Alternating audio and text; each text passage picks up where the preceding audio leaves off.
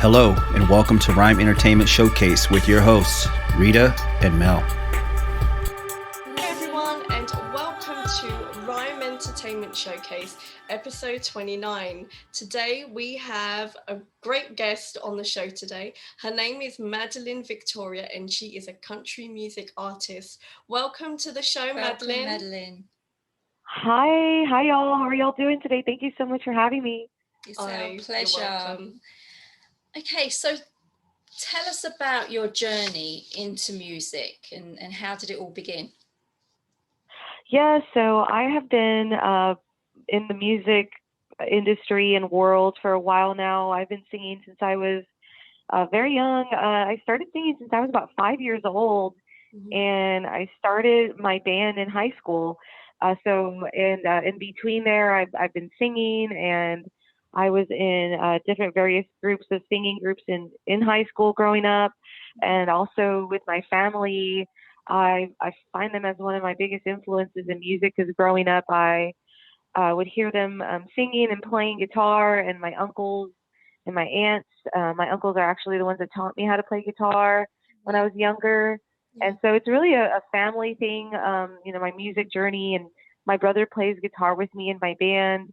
So it's something very important to me, and just something that just comes natural to me, music and family just coming together, and something that I love and enjoy and cherish always. And so, yeah. Amazing. Yeah, so music is definitely in your blood. Yes, I would think so. And again, just watching as I was a little girl, watching my uncles play music, and they never really did anything professional with it. They didn't pursue any big careers with it. So I felt like once I was at a certain age, it just kind of hit me that I was going to do this professionally and make this a career, since they didn't have certain opportunities like I did growing up, and they had to really work a different route for their families to support. And so I dedicate everything I do for them and to them. Beautiful. Amazing. So who were your actual music influences within the country music industry growing up? Right. Yeah. So I have plenty. I grew up on 90s country. So especially the memories of going back remind me of riding around with my dad here in South Texas and listening to the radio of George Strait and Alan Jackson. Also, just even the older traditional country artists like Johnny Cash is another influence of mine. Also, skipping into other genres, I love the Eagles, another influence of songwriters that I heard an interview of them once when I was younger, that they wrote all their songs, and that's how I started writing my songs and listening to them and their advice on that. And also another singer named Selena. She sings Spanish music she was from South Texas. Yes, she's a great influence of mine as far as performance goes and on stage. And she had such a great presence on stage, and remembering her today always, and her music. So overall, all of those, it's I mentioned George Strait first. George Strait is one of my biggest ones too. And listening to all these different genres together really have, I believe, made my sound today and what it is today. Yeah, that sounds great. So in 2016, your debut single, He Only Loves Me. He Only Loves Me on the Dance Floor, reached #1 on the New Music weekly charts. I mean, what did that feel like? Oh man, it was, again, like you said, my first release. So it felt so surreal. You hear it's like hearing, again, like going back and remembering hearing your music on the radio for the first time when you're driving around. That's along with this once it hits #1 on a chart here in the U.S. That was again just a great accomplishment for my team and I, and again, just so surreal, such a great feeling and accomplishment for all the hard work that we put together, and thinking, you do have your goals of what you want with the song, and when it actually happens, wow, it's just it's an amazing feeling, and it keeps you going, and hoping for that next song that'll do the same, and hoping people will continue to love your work. So I always thank everyone who who made that possible and who still listens to that music today. My song, He Only Loves Me on the Dance Floor. Yeah, amazing. Great. And I'm sure you're going to have a lot more of those golden moments in terms of having those number one. So don't worry, we're definitely rooting for you there. It's amazing. So, thank you. So you've also had some amazing moments where you and your band have actually shared the stage with some huge names like Zac Brown Band, Easton Corbin, Dustin Lynch, just to name a few. What was that journey like? Like, how did that even begin for you to get to this point? I mean, it must have felt amazing. Right. Yeah. It's just been so great being in this industry and learning so much. And the great thing about it too, and I haven't actually completely been on a worldwide or nationwide tour just yet, but I've been able to open up for all these artists just right here in South Texas. Just the route that they take down here, and I've been able, the opportunities come where the venues will call me, or the radio stations that have my contact and want to have me as the opening act. And it's, even cooler when the actual act is the one selecting who's going to open up for them. And Zac Brown was one of the acts where they had to approve, and they had to pick out of a pool of people who were suggested as the opening act. And for them to pick me was a very big honor. And so it's such a great, again, experience. Those are probably my favorite shows, where we have a shorter set, because there's different kinds of course shows that we put on where we're playing in a dance hall. We are, and they get to discover us. Again, it's just all a part of what our goals are and what we're doing, and getting to meet people. And it's just been a great learning experience, and not only meeting and connecting with the fans there, but also connecting with the artists and the sound people and the people that are on tour putting this together. I always appreciate each and every job that they do to put on these big shows, and it's all teamwork. And again, just great, amazing experiences. Yeah. I mean, that must be like one. I mean, I just can't imagine, obviously, going out on stage and to the audience and knowing that you're opening for such great acts. I mean, would you say that that's the most iconic experience you've had to date, or has there been quite a few? Yes, that's been one of the best experiences. And I'll say, like, even more specifically, I opened up for the Charlie Daniels Band, and of course he's not with us anymore. He passed away, I believe, late last year. And just going back and having that memory and being able to share the stage with a legend, and one of the few that are still alive in that genre. In that generation of country artists, Charlie Daniels and the Charlie Daniels Band. That was just so surreal, and it was an amazing show that we had with them.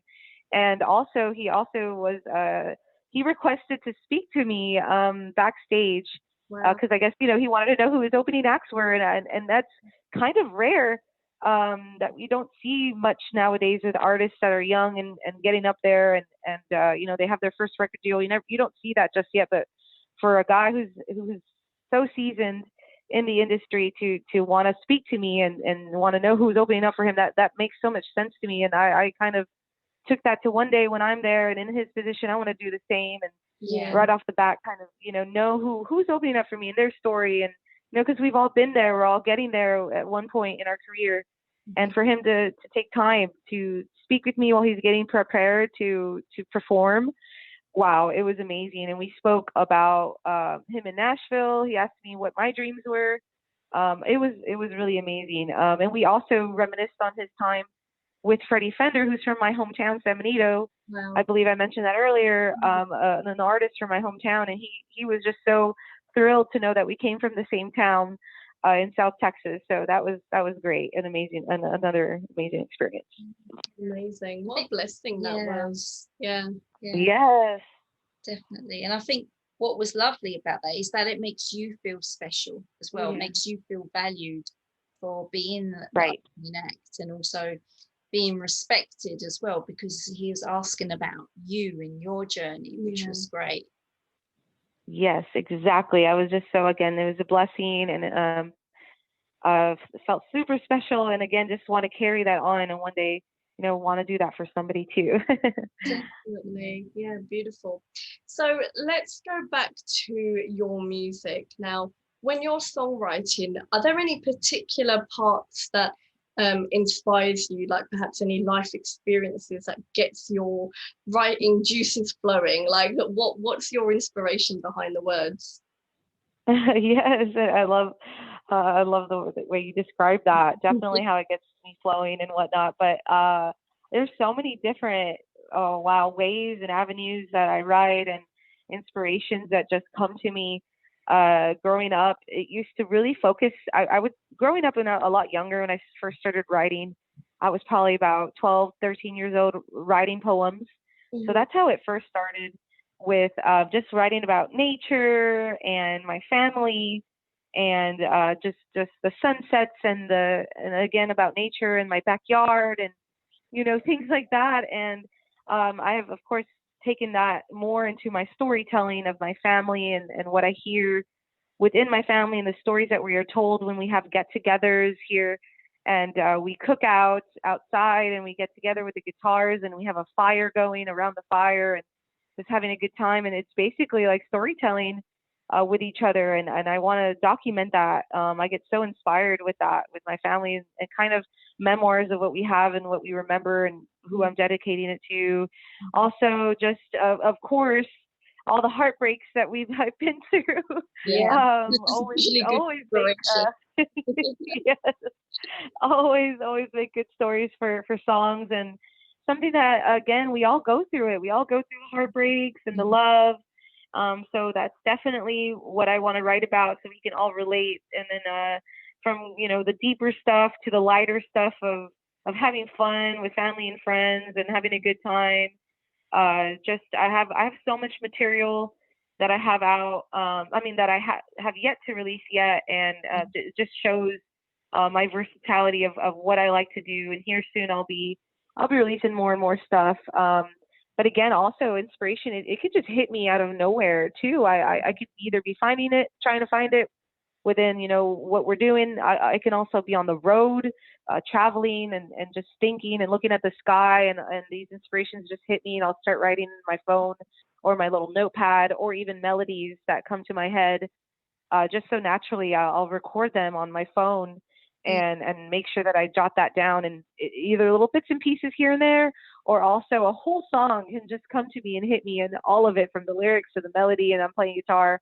And so, yeah, I love the roller coaster of it all. I love how it all hits very differently. It depends, of course, in my mood and what I'm going through personally. But yes, it's a beautiful journey, a beautiful thing. Yeah. I mean, it sounds like it just flows together. There's no pressure. There's no like, okay, where I have to sit here and think of lyrics because I need to get something out. It's just like, you've got it there, and as you said, you've probably written a lot more material than probably what you're going to use now, but later on that may come into play, and you may actually use it. So it sounds like a beautiful journey that you're experiencing right now. Right, exactly. It's again, like you said, there's no pressure. It really just comes natural, and because I really don't try to seek out anything too hard, because something's always there. Something's always going to be there to write about.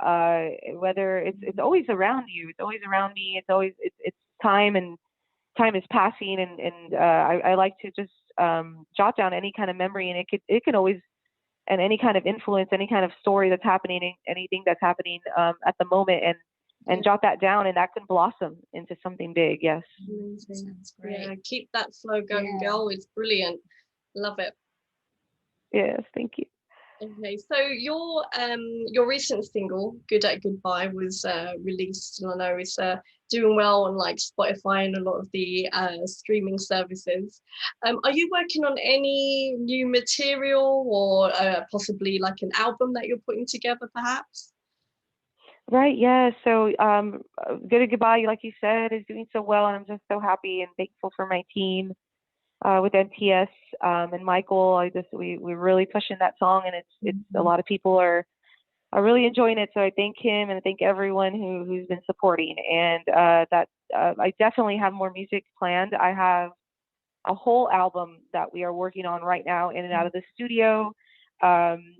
Looking into finishing that hopefully by the end of this year. Just different timelines now with the whole pandemic that's been happening in the last year has really put a halt to that. And that is okay though. I always take everything into a positive side and say, this happens for a reason. I'm going to step back and look at my options and take it step by step and what I need to do. So it'll come at the right time, at the right place. And you can't, again, talking about not forcing, no pressure. And so I do have a whole album, and I can say the album is going to be called Senorita, and it'll have influences of my South Texas roots, my honky tonk country style, as I say, a little bit of the soul that I like to add into that, all in a mixture of my vocals and my melodies, and it'll come out as a kind of a Tex-Mex feel. So that is why I want to name it Senorita, to really grasp all of that all together of my roots and the country music genre that I grew up in, the Mexican Hispanic roots that I have, and also dedicating this to my uncle who recently passed, and the influences that I had from him. And he had so many ideas for me too in my writing. He gave me ideas, and he wanted me to just take off with these songs. So I dedicate this to him. And I'm just so excited to finally get more music out to everybody at a quicker pace this time. I'm trying to not wait so long than the few years that I've waited. Just again, I feel like everything had to come together at the right time, and this is it. This is the year for it all. Yeah, definitely. That album sounds great. Definitely. Can't wait to hear more. Yeah. Thank you. Yeah. What we do on the show is we like our guests to offer some tips that basically to those who may be wanting to pursue a career in music, and we like our guests to just offer some inspiration, some tips to them, so that they can take away and think, yeah, you know what, I can really do this. So have you got any little tips that you'd like to share with our audience? Definitely, and I love that. That's so great. And any little thing, I hope that whoever's listening, if it can inspire you, that's why I do what I do as well.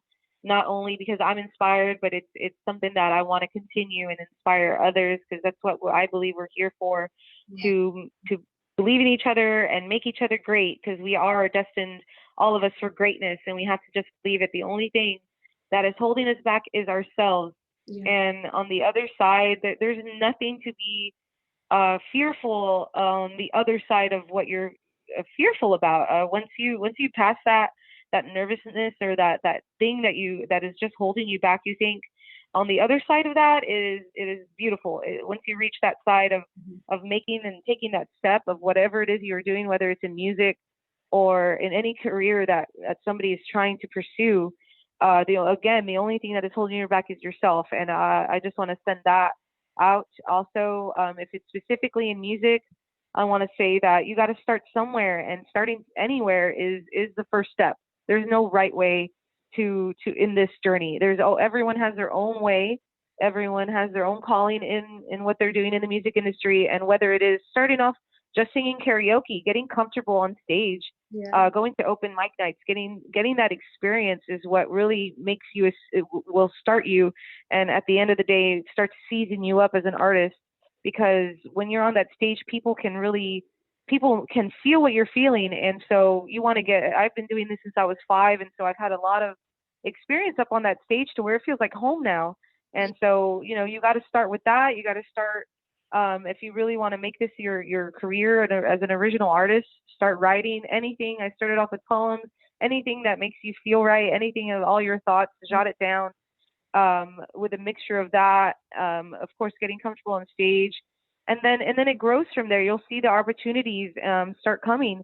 Because once you take that step, I believe the universe that my God created, all of it just starts to flow, and it comes natural. And again, the only thing holding you back is yourself. Go out there and do it. Love it. Love it. Absolutely. You've just You've raised the bar with these tips already, Madelyn. So excellent, love it. I don't know. We need to challenge our future guests to see what else they can offer to it. But I'm sure it was brilliant. So this is the time to plug yourself now, Madelyn. We give everyone an opportunity to get viewers to reach out to them and follow their social media or websites, etc. So where can our viewers go to find out more about you and your music? Awesome. Thank you for that. Yes, I'd really appreciate y'all following me on social media. I have my main website has all of my links, but if you like specifically searching, but my website is Madelyn, Madelyn hyphen the little dash Victoria.com. So Madelyn-Victoria.com. And y'all can look up my music on there. I have everything on there, my platforms for social media. My shows that are coming up in May, I have here in Texas.